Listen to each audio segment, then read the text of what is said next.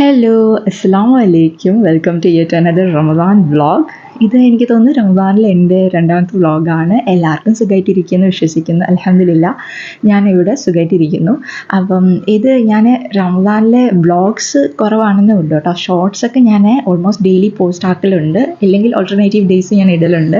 അപ്പോൾ ഇഫ്താർ റെസിപ്പീസ് അതുപോലത്തെ സ്നാക്സിൻ്റെ റെസിപ്പീസൊക്കെ കൂടുതലും ഞാൻ ഷോർട്സിലാണ് ഷെയർ ആക്കുന്നത്. അപ്പോൾ അത് കാണാത്തവരാണെങ്കിൽ പോയി കാണാം. പിന്നെ ഇൻസ്റ്റഗ്രാമിലും അതുപോലെ റീൽസായിട്ട് അപ്ലോഡ് ആക്കുന്നുണ്ട്.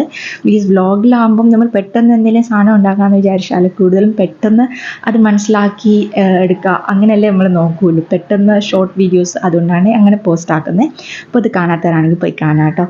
അപ്പം ഞാൻ ഇതൊരു ഇഫ്താർ പ്രിപ്പറേഷൻ വ്ളോഗാണ്. 3 സ്നാക്സ് ഞാൻ ഇതിനകത്ത് കാണിക്കുന്നുണ്ട്. ഉഴുന്നുവടയും പിന്നെ ചിക്കൻ ഫിംഗേഴ്സും പിന്നെ പക്കോടയും. ഓക്കെ, അപ്പം ആദ്യം തന്നെ ഞാൻ ചോറിനുള്ള വെള്ളം വെച്ച്, പിന്നെ ഞാൻ ആദ്യം വിചാരിച്ചു ഉഴുന്നുവടയ്ക്കുള്ളത് ഉഴുന്ന് കുതിർത്ത് വെക്കാമെന്ന്. സത്യത്തിൽ ഇത് രാത്രിയാണ് വെക്കേണ്ടത്, പക്ഷേ എൻ്റെ ബ്ലോഗ് കാണുന്നവർക്ക് മനസ്സിലാവും ഞാൻ മിക്കപ്പോഴും ഇങ്ങനെ ചൂടുവെള്ളം ഒഴിച്ചിട്ട് കാസ്ട്രോൾ 1 മണിക്കൂർ അടച്ച് വെക്കലാണ്. അങ്ങനെ വെക്കുമ്പോൾ തന്നെ നമ്മൾ രാത്രി വെക്കുന്ന ആ ഒരു പരുവ് ആയി കിട്ടും കേട്ടോ. അപ്പം ഇത് ട്രൈ ചെയ്യാത്തവരാണെങ്കിൽ ട്രൈ ചെയ്യുക. പിന്നെന്താ, ചോറ് എന്തായാലും ഉച്ചയ്ക്ക് വെക്കുന്നത് അത് ഒന്ന് മോളുണ്ട്. പിന്നെ രാത്രി അത്താഴത്തുള്ളത് വെക്കുന്നേക്കാളും ഞാൻ കൂടുതൽ പ്രിഫർ ചെയ്യുന്ന ഈ ഉച്ച സമയത്ത് ചെയ്ത് വെച്ചാൽ രാത്രിയാകുമ്പം നമുക്ക് അധികം പണികൾ കുറയല്ലോ. അപ്പോൾ അങ്ങനെയാണ് ഉച്ചയ്ക്ക് ആക്കുന്നത്. പിന്നെ ഞാൻ ഒരു പൊമഗ്രനേറ്റ് പീൽ ചെയ്യുന്ന ഒരു ഷോർട്സ് ഇട്ടിട്ടുണ്ടായിരുന്നു, ഞാൻ ഇവിടെ കാണിക്കാമെന്ന് വിചാരിച്ച്. ഭയങ്കര എളുപ്പമാണ് കേട്ടോ ചെയ്യാൻ. ഇതൊക്കെ മടിയായിട്ട് ഒത്തിരി പേര് കഴിക്കാതിരിക്കലുണ്ടല്ലേ. അപ്പോൾ അതിനായിട്ട് പൊമഗ്രനേറ്റ് എടുത്തിട്ട് അപ്പർ പോർഷനല്ലേ ക്രൗൺ പാർട്ട് അങ്ങനെ റൗണ്ടായിട്ട് കട്ടായി എടുക്കാം. എന്നിട്ട് ഓരോ ലൈന് കാണുന്നില്ലേ, ഇങ്ങനെ ഒരു വൈറ്റ്, ആ ലൈന് പാസ് ചെയ്തുകൊണ്ട് നമ്മളിങ്ങനെ കട്ട് ചെയ്തെടുക്കുക. 4 പോർഷനായിട്ട് കട്ട് ചെയ്തെടുക്കുക കേട്ടോ. എന്നിട്ട് ഇങ്ങനെ ഒരു ഫ്ലവർ മാതിരി കിട്ടും. ആ നടുക്കത്തെ പോർഷനല്ലേ, അതിലുള്ള സീഡ്സ് നമ്മളിങ്ങനെ ട്വിസ്റ്റ് ചെയ്യുമ്പോൾ തന്നെ കയ്യിൽ വരും കേട്ടോ. ഇതുമാതിരി. എന്നിട്ട് ബാക്കിയുള്ള 4 പാർട്ട് ഇങ്ങനെ ഒരു ചപ്പാത്തി റോളോ അല്ലെങ്കിൽ ഒരു പൂരൻ സ്പാറ്റുല വെച്ചിട്ട് ഇങ്ങനെ 2-3 അടി അടിക്കുമ്പോൾ തന്നെ എല്ലാം ഇങ്ങനെ എടുത്ത് കിട്ടും കേട്ടോ. പിന്നെ മിക്സി ജാർ ഇല്ലാതെ തന്നെ നമുക്ക് ജ്യൂസ് എടുക്കാൻ പറ്റും. ഇങ്ങനെ ഒരു വെജിറ്റബിൾ ചോപ്പറിൽ ഇട്ടിട്ട് ഒരു 3-4 പുല്ല് ചെയ്താൽ തന്നെ സീഡ് സെപ്പറേറ്റ് ആയി കിട്ടും കേട്ടോ. അപ്പോൾ ഇതുപോലെ തന്നെ നമുക്ക് സീഡുള്ള ഏത് ഫ്രൂട്ടിലും ഇങ്ങനെ സീഡ് സെപ്പറേറ്റ് ആക്കാൻ പറ്റും കേട്ടോ. അപ്പോൾ ട്രൈ ചെയ്യാത്തതാണെങ്കിൽ ട്രൈ ചെയ്യാം. അപ്പോൾ ഞാൻ ഇങ്ങനെ ചിക്കനൊക്കെ ഇങ്ങനെ കഴുകി വെക്കലാണ്. രാത്രി ചിക്കൻ കറിക്കുള്ള ചിക്കനും എല്ലാം ഒരുമിച്ച് എടുത്തിട്ട് കഴുകി വെക്കലാണ്. പിന്നെ കുറച്ച് സ്നാക്സ് ആയിട്ട് എടുക്കുന്നുണ്ട്. അപ്പോഴത്തേക്ക് ചോറിനുള്ള വെള്ളം തളിച്ച് ഇങ്ങനെ റൈസ് കഴുകി അതിലേക്ക് ഇങ്ങനെ ഇട്ട് കൊടുക്കലാണ്. പിന്നെ 1 മണിക്കൂർ കഴിഞ്ഞപ്പോൾ തന്നെ നമ്മുടെ ഈ ഒരു ഉഴുന്ന് നമ്മൾ അരച്ചെടുക്കാനുള്ള ഒരു പരിവ് ആയിട്ടുണ്ട്. അപ്പോൾ ഇതിൻ്റെ ഉള്ള വെള്ളം കംപ്ലീറ്റ്ലി കളഞ്ഞിട്ടാണ് ചെയ്യുന്നത്. സമയം ഉള്ളവർക്കാണെങ്കിൽ രാത്രി വയ്ക്കുകയാണെങ്കിൽ അത്ര നല്ലത് കേട്ടോ. ഇതിപ്പോൾ ഇങ്ങനെ ചെയ്താലും മതി. അതുകൊണ്ടാണ് ഞാൻ പിന്നെ ആദ്യമായിട്ടാണ് ഉഴുന്നുവട ട്രൈ ചെയ്യാൻ പോകുന്നത്. അപ്പോൾ അതുകൊണ്ട് വ്ളോഗ് ആയിട്ട് സക്സസ്ഫുൾ ആണെങ്കിൽ കാണിക്കാമല്ലോ, പിന്നെ എന്തെങ്കിലും മിസ്റ്റേക്സ് ഉണ്ടെങ്കിൽ പറയാമല്ലോ എന്ന് വിചാരിച്ച് വ്ളോഗിൽ കാണിക്കുന്നതാണ്.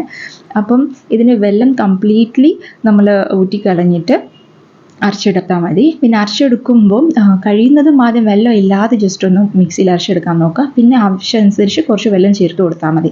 എന്താണെന്നറിയോ, ഫസ്റ്റ് ടൈം ഉണ്ടാക്കുന്ന ആൾക്കാരാണെങ്കിൽ ഉഴുന്നുവട ഉണ്ടാക്കിയുള്ളവർക്ക് കുഴപ്പമില്ല, അവർക്ക് പെട്ടെന്ന് ആ ഷേപ്പ് ആക്കാൻ പറ്റും. അല്ലാത്തവർക്ക് ഭയങ്കര ബാറ്റർ ലൂസായി പോയാൽ എന്താണെന്നറിയോ, നമുക്കങ്ങനെ കയ്യിൽ നിന്ന് എടുത്തിട്ട് എണ്ണയിലേക്ക് ഇങ്ങനെ പൊരിക്കാനായിട്ട് ഇടാൻ ഇച്ചിരി ബുദ്ധിമുട്ടായിരിക്കും. അപ്പോൾ അതുകൊണ്ട് ആ ഒരു കൺസിസ്റ്റൻസി ശ്രദ്ധിക്കുക. ലൂസായാൽ നമുക്കൊന്നും ചെയ്യാൻ പറ്റത്തില്ലല്ലോ. അഥവാ ലൂസായി പോയി കഴിഞ്ഞാൽ എന്താ ചെയ്യാന്ന് വെച്ചാൽ അരിപ്പൊടിയല്ലേ, നമ്മൾ പത്തിരിപ്പൊടി ഇട്ട് കൊടുത്താൽ മതി കേട്ടോ. കഴിയുന്നതും അധികം വെള്ളം ഒഴിക്കാതെ തന്നെ ശ്രദ്ധിക്കുക കേട്ടോ.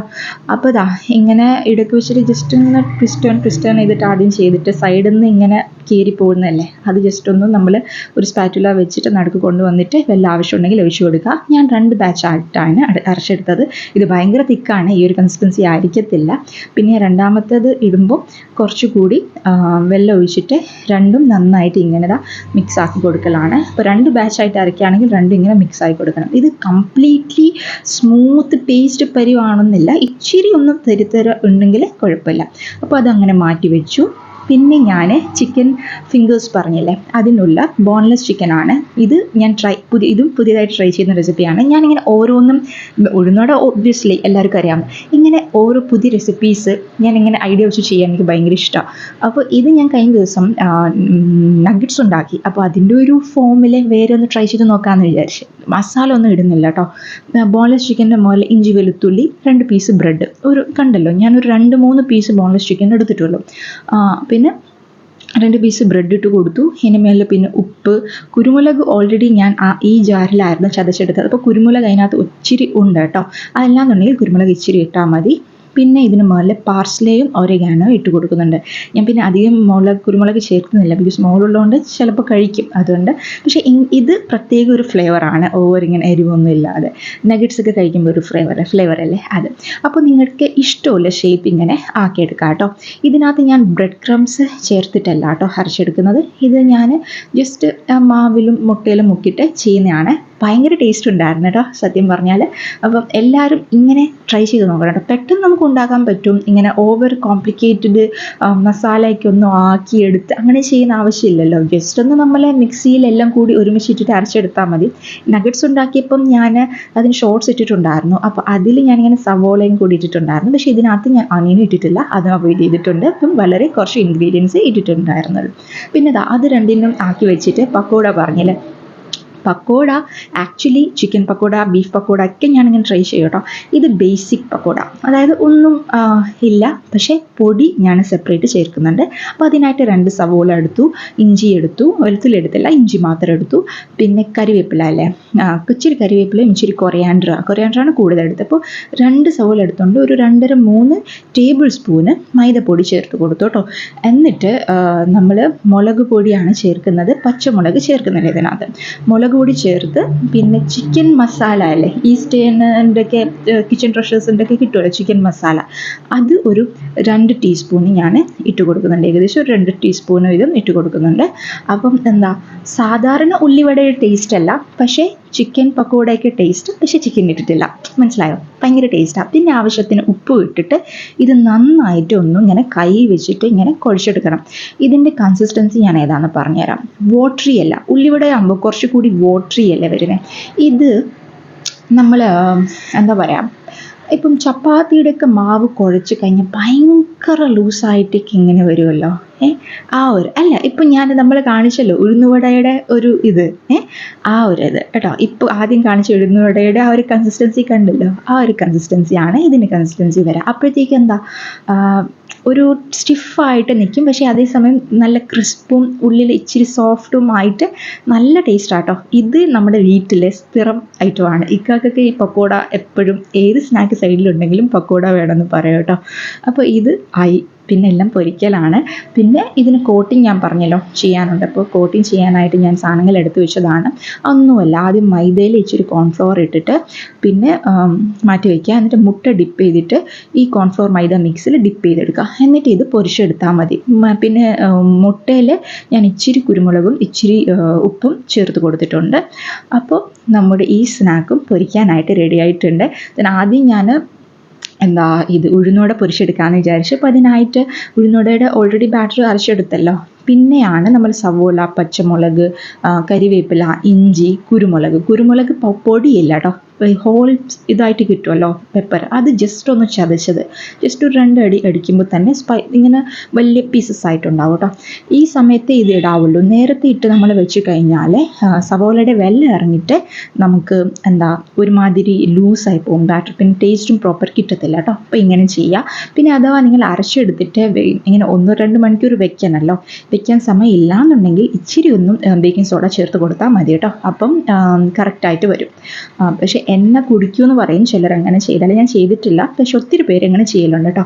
പിന്നെ ഇത് ഞാൻ ഭയങ്കര സ്ലോ ആയിരിക്കും ആദ്യമായിട്ട് ഇടുന്നുണ്ട്.